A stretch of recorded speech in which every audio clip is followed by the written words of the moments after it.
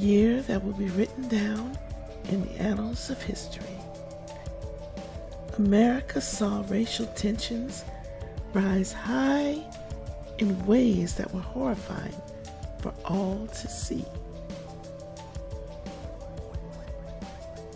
A new virus swept the world, and suddenly we found ourselves living in a utopian society like some disaster movie, dealing with the psychological effects of living in solitude for days without number. The hours on the clock ticking by as time seemed to stand still. People walking around in masks when they dared to even leave the house, denying us even the comfort of a simple smile. Still, we persevered. We had no choice. We walked proudly into 2021 with just a few days in. America sat with their mouths open as they watched a mob of people swarm the Capitol to change the paths of history.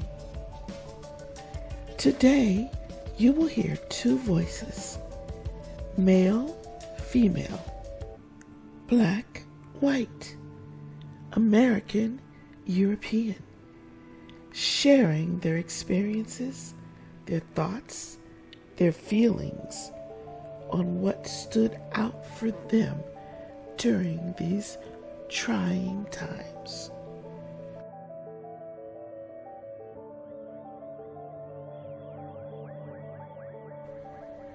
I can't breathe. No, I mean literally, I can't breathe. Like, what is wrong with us? I had thought that perhaps while we were all in this universal lockdown, that people would take the time to give serious thoughts to their lives and how they live them. That we would learn to treat each other with respect and love and kindness. That we would realize that we need each other in this world. Each and every beautiful person, no matter their skin color, their gender, or their identity, because otherwise we're just alone. Normally, I'm a pretty quiet person.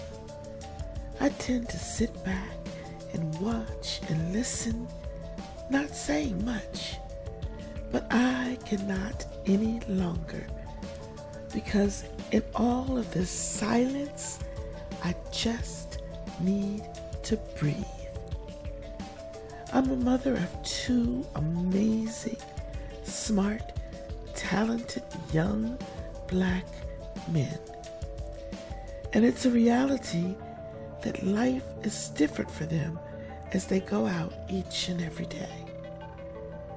When I brought them into this world, I never, ever imagined that their fears would still be the same as the generations before them. Beatings, murder, riots, chaos. The world has gone mad, but still we remain bent but never broken. Okay, this is called A Meditation on the Shit Show.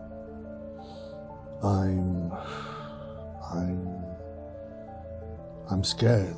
No, I wish that was a lie. I wish I was scared. I wish I had that newly found sense of my own mortality so we could bond together in this time of turmoil, elevating our spirits and shouting from our balconies with invisible interlocking hands raised high above, challenging the gods themselves, that we shall not go gently into the good night we will endure, we will stand and fight together. repeating watered-down plagiaristic bullshit of the Hollywood rallying cry and echoing poorish reassurance from all those seemingly never-ending Insta influencers. Listen to me, 5 ways to survive the pandemic. Number 1, I wish I was scared. You know what I really wish? I really wish I invested in Zoom before the pandemic. I hadn't even heard of this shit a couple of weeks ago. Now the entire planet is utilizing its benefits, mute button and all. That thought would have been sweet as living in this physically distant Mark Zuckerberg wet dream of connectivity. I could have spent my monetary gains on so much. On what? A bigger prison. More stuff to fill this self-isolation with. Another thought on the cuts. What and how would I be prepared to give for just one touch from another human being? It won't come to that. When they hear about my incurable disease, how many steps back do they take? Do I even notice anymore? But now we're all in this together. Supposedly, the future where it's entirely possible never to feel my father jokingly slap the back of my hand when I least expect it, or my mother resting a palm right here, or to feel the almost choking embrace of my loved ones where they shout and giggle, "Uncle," and "Dada." Are you afraid now? You see, it's a choice, right? Between fear and I feel again and again my phone buzzes with updates of people around the world helping those in need at the most vulnerable, and those who are most vulnerable to the beacon of thanks to those most at risk, that we are in this together and that you are not alone, and that goodwill filters through my body with joyous hope, protecting tactile thoughts of my father's slap, my mother's touch, a lover's kiss, the kindness of strangers, and the words of my friends and family I keep and cherish right here always. I let go of control and my awareness wanders to the heavens of my mind's eye, remembering that when you get right down to it, we are on board the roundish spinning unstable rock, hurtling through the cold, harsh vacuum of space, powered by a dying nuclear star, a universe so large that there is no such thing as up or down, only what's right here, right now, and it's infinite. How's that for perspective? Have you expressed it? Good. Now do something significant. Open your eyes and articulate.